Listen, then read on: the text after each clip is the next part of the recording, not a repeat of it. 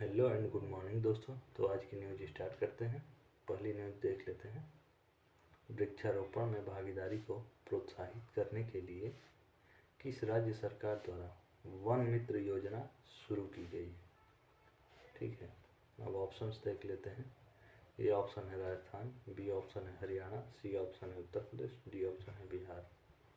तो इसमें ऑप्शन आपका सही है बी, हरियाणा। ठीक है, अब आगे देख लेते हैं।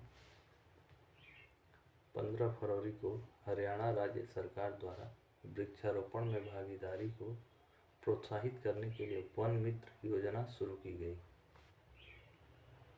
इस योजना के तहत कोई भी व्यक्ति या संस्था वन मित्र बनकर वृक्षारोपण कार्यक्रम में भाग ले सकता है। यह वन मित्रों को वन विभाग द्वारा पौधे, तकनीकी सहायता और प्रशिक्षण प्रदान करता है। अब हरियाणा की राजधानी चंडीगढ़ है। चंडीगढ़ जो भारत का एक केंद्र शासित प्रदेश है, हरियाणा और पंजाब दोनों राज्यों की राजधानी भी है। यह शहर आधुनिक वास्तुकला के लिए प्रसिद्ध है और इसे स्वतंत्र भारत के पहले नियोजित शहर के रूप में भी जाना जाता है। अब इसका इतिहास जान लेते हैं।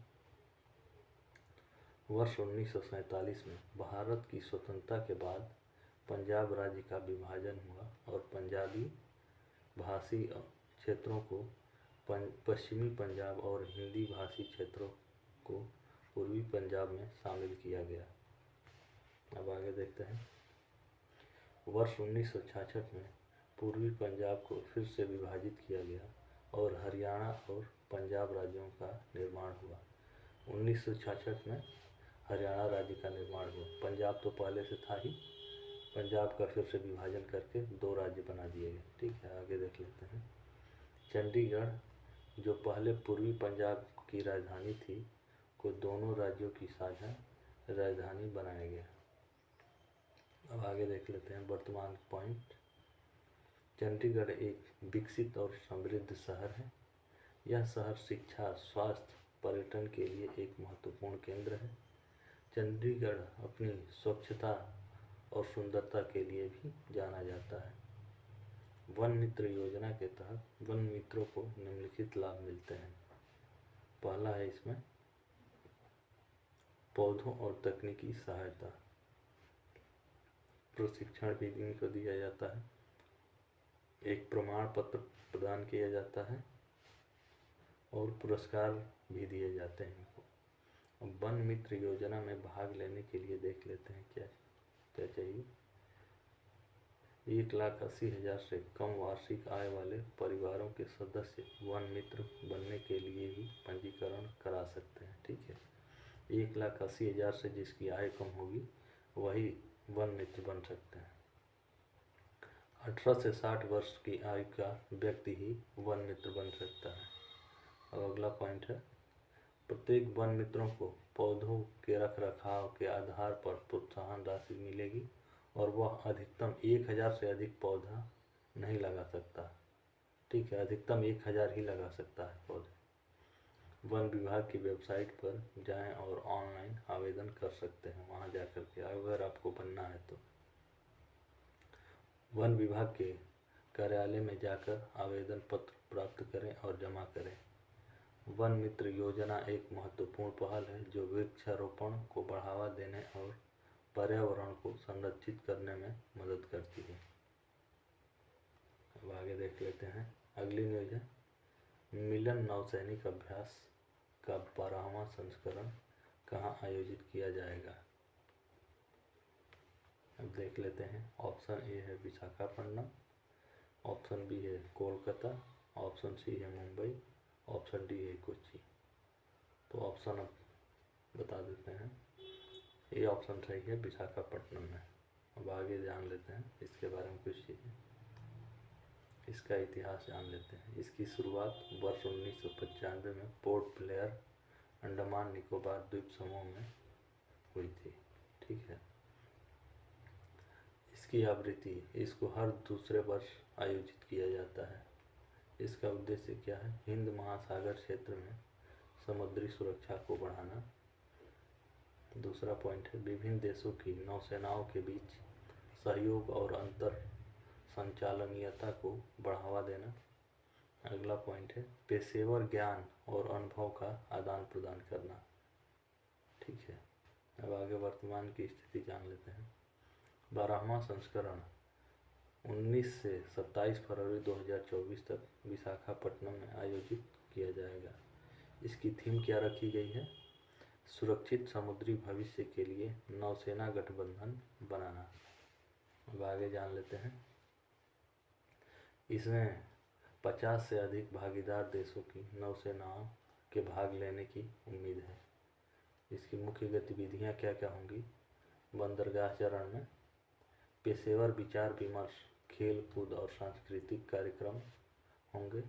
समुद्री चरण में है समुद्री नौसेना अभ्यास, जिसमें युद्धाभ्यास, खोज और बचाव अभियान और समुद्री सुरक्षा अभियान भी शामिल है। मुख्य इसकी गतिविधियां हैं। इसके महत्वपूर्ण पॉइंट्स क्या हैं, बिंदु क्या हैं?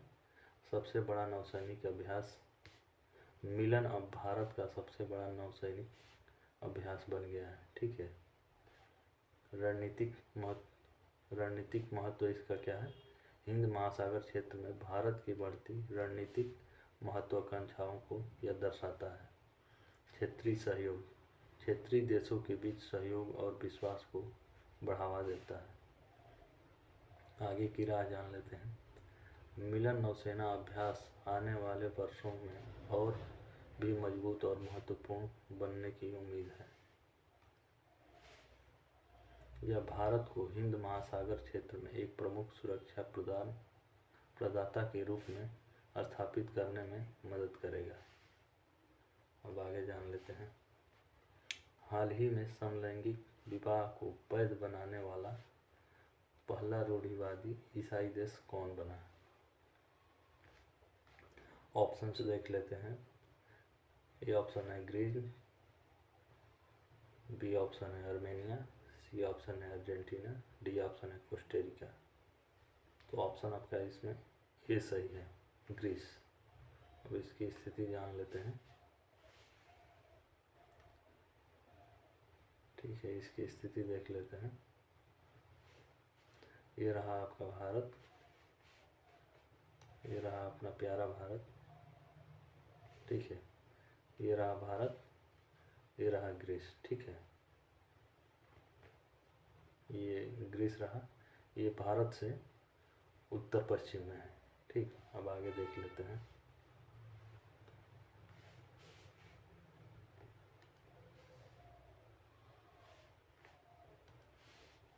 अब इसके बारे में देख लेते हैं आगे। इसकी हिस्ट्री देख लेते हैं। वर्ष 2008 में ग्रीस ने पहली बार पंजीकरण साझेदारी को कानूनी मान्यता दी, जो समलैंगिक जोड़ों को विवाह के समान कुछ अधिकार प्राप्त करता था। वर्ष 2013 में समलैंगिक जोड़ों को गोद लेने का अधिकार दिया गया। वर्ष 2015 में एलेक्सिस ट्रिसिप्रास की सरकार ने समलैंगिक विवाह को वैध बनाने का वादा किया। वर्ष 2017 में समलैंगिक विवाह विधेयक को संसद में पेश किया गया। वर्ष 2023 में ग्रीस की संसद ने समलैंगिक विवाह को वैध बनाने के विधेयक को मंजूरी दे दी। वर्तमान में जान लेते हैं। ग्रीस की संसद ने 15 फरवरी 2024 को समलैंगिक विवाह को वैध बनाने वाला कानून पारित कर दिया। पूर्ण रूप से 15 फरवरी 2024 को ये कानून बन के तैयार हो गया। ठीक है, आगे देखते हैं। संसद में 300 में से 176 सांसदों ने प्रस्ताव का समर्थन किया, जबकि 76 वोट इसके विरोध में पड़े। ग्रीस समलैंगिक विवाह को वैध बनाने वाला पहला रूढ़िवादी ईसाई देश बन गया है।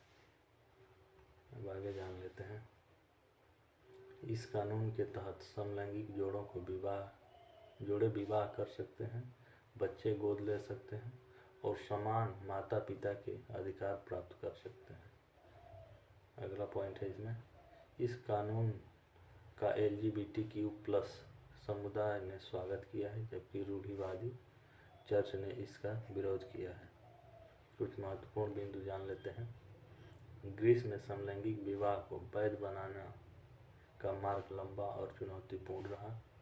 इस कानून ने LGBTQ+ समुदाय के अधिकारों में महत्वपूर्ण प्रगति को दर्शाया है।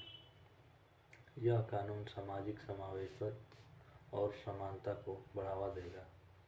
अगला पॉइंट है, यह कानूनी रूढ़िवादी चर्च और समाज के कुछ वर्गों के विरोध का सामना कर सकता है। आगे की राह जान लेते हैं।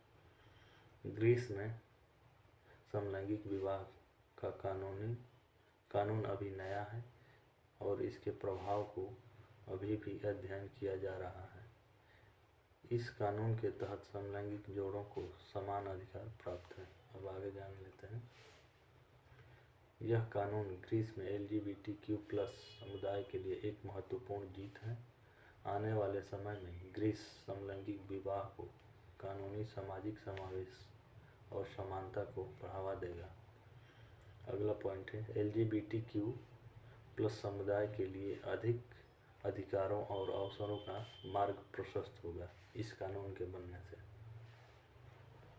आगे जान लेते हैं। अगली न्यूज़ है, 22वें विधि आयोग ने किस विवाह पंजीकरण अधिनियम में संशोधन करने को कहा है। अब ऑप्शन से जान लेते हैं। विवाह पंजीकरण अधिनियम 1976। बी ऑप्शन है हिंदू विवाह पंजीकरण अधिनियम 1955। सी ऑप्शन है विशेष विवाह पंजीकरण अधिनियम 1954। डी ऑप्शन है भारतीय ईसाई विवाह पंजीकरण अधिनियम 1872। तो ऑप्शन इसमें आपका सही है ए, विवाह पंजीकरण अधिनियम 1976। अब देख लेते हैं इसका इतिहास। वर्ष 2023 में भारत सरकार ने अनिवासी भारतीयों और विदेशी नागरिकों से संबंधित वैवाहिक मुद्दों पर कानून की समीक्षा के लिए 22वें विधि आयोग को संदर्भ भेजा था। विधि आयोग को जांच के लिए विदेश मंत्रालय से अनिवासी भारतीयों के विवाह पंजीकरण विधेयक 2019 पर एक संदर्भ प्राप्त हुआ था। ठीक है, ये विधि आयोग को प्राप्त हुआ था। अब आगे देखते हैं। यह संदर्भ अंतर्राष्ट्रीय विवाहों में शामिल कानूनी जटिलताओं और NRI या विदेशी नागरिकों द्वारा शादी विच्छेद यानी शादी के तलाक, गुजारा भत्ता और बाल हिरासत जैसे मामलों में सामना किए जाने वाले मुद्दों को देखते हुए भेजा गया था। अगला पॉइंट है, 22वें विधि आयोग ने इस विषय पर व्यापक अध्ययन किया जिसमें विभिन्न हितधारकों से परामर्श भी शामिल था। वर्तमान में जान लेते हैं। 22वें विधि आयोग ने अपनी रिपोर्ट अनिवासी भारतीयों और भारत के विदेश में रहने वाले नागरिकों से संबंधित वैवाहिक मुद्दों पर कानून शीर्षक से 2024 में प्रस्तुत की। आगे देखते हैं।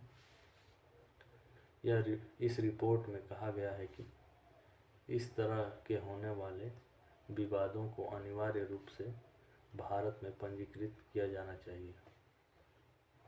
आगे देखते हैं। रिपोर्ट में कई महत्वपूर्ण सिफारिशें की गई हैं जिनमें शामिल हैं, देखते हैं। पहला इसमें विवाह पंजीकरण अधिनियम 1976 में संशोधन करके NRI या विदेशी नागरिकों के लिए विवाह पंजीकरण की प्रक्रिया को सरल बनाना।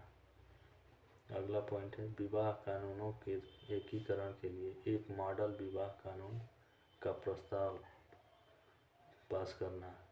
NRI या विदेशी नागरिकों द्वारा शादी विच्छेद या तलाक, गुजारा भत्ता और बाल हिरासत जैसे मामलों में न्यायिक प्रक्रिया को सुव्यवस्थित करना। अगला पॉइंट है वैवाहिक मामलों में मध्यस्थता और सुलह को प्रोत्साहित करना। अब आगे देख लेते हैं। महत्वपूर्ण रिपोर्ट का महत्व जान लेते हैं। यह रिपोर्ट NRI या विदेशी नागरिकों के लिए वैवाहिक मुद्दों को हल करने में महत्वपूर्ण भूमिका निभा सकती है। आगे देखते हैं। यह रिपोर्ट अंतर्राष्ट्रीय विवाहों में शामिल कानूनी जटिलताओं को कम करने और एनआरआई या विदेशी नागरिकों के लिए न्याय तक पहुंच में सुधार करने में मदद कर सकती है। अब अगला चरण है 22वें विधि आयोग की रिपोर्ट में अब भारत सरकार के विचाराधीन है। अगला पॉइंट है सरकार रिपोर्ट में दी गई सिफारिशों को लागू करने के लिए आवश्यक कानूनी बदलाव पर विचार करेगी। अब निष्कर्ष जान लेते हैं इसका क्या हो सकता है। 22वें विधि आयोग की रिपोर्ट एनआरआई या विदेशी नागरिकों के लिए वैवाहिक मुद्दों को हल करने में एक महत्वपूर्ण कदम है।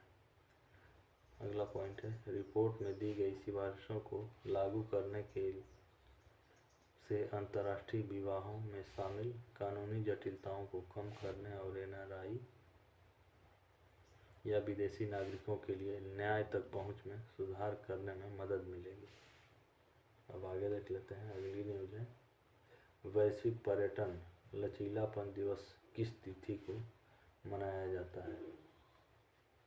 देखते हैं। ए ऑप्शन है 15 फरवरी, बी ऑप्शन है 16 फरवरी, सी ऑप्शन है 17 फरवरी, डी ऑप्शन है 18 फरवरी। ऑप्शन आपका तो सी सही है, 17 फरवरी को मनाया जाता है। आगे जान लेते हैं, इसका इतिहास जान लेते हैं। 17 फरवरी 2023 को पहला वैश्विक पर्यटन लचीलापन दिवस मनाया गया। संयुक्त राष्ट्र महासभा ने 90 से अधिक देशों द्वारा समर्थित प्रस्ताव को अपनाया। इसका उद्देश्य क्या है? पर्यटन उद्योग की लचीलापन को स्वीकार करना और बढ़ाना है। वर्तमान में जान लेते हैं। वर्ष 2024 में 17 फरवरी को दूसरा वैश्विक पर्यटन लचीलापन दिवस मनाया जाएगा। इसकी थीम क्या है? पर्यटन के लिए एक नया दशक, लचीलापन, समावेश और स्थिरता है। आगे जान लेते हैं, इसकी प्रमुख गतिविधियाँ क्या है। 2024 की वैश्विक पर्यटन लचीलापन सम्मेलन का आयोजन किया जाएगा। इसमें पर्यटन उद्योग के लिए सर्वोत्तम प्रथाओं को साझा करना। अगला पॉइंट है पर्यटन के महत्व के बारे में जागरूकता को बढ़ाना। हम महत्व जान लेते हैं। पर्यटन वैश्विक अर्थव्यवस्था का एक महत्वपूर्ण हिस्सा है। लचीलापन संकटों से उबरने और आगे बढ़ने की क्षमता इसमें आएगी। समावेश सभी लोगों के लिए पर्यटन को सुलभ बनाना है। स्थिरता पर्यावरण और सामाजिक आर्थिक विकास को ध्यान में रखते हुए पर्यटन को विकसित करना चाहिए। अब भारत में इसकी क्या स्थिति है जान लेते हैं। भारतीय पर्यटन क्षेत्र देश में सबसे तेजी से बढ़ते आर्थिक क्षेत्रों में से एक है। भारत का पर्यटन और अतिथि उद्योग वर्ष 2028 तक $59 बिलियन से अधिक का राजस्व उत्पन्न करने का अनुमान है। अगला पॉइंट है इसके साथ ही वर्ष 2028 तक विदेशी पर्यटन का आगमन 30.5 मिलियन तक पहुंचने का अनुमान है। ये भारत की बात की जा रही है, ठीक है। वर्ष 2024 में यह दिवस 17 फरवरी रविवार को मनाया गया।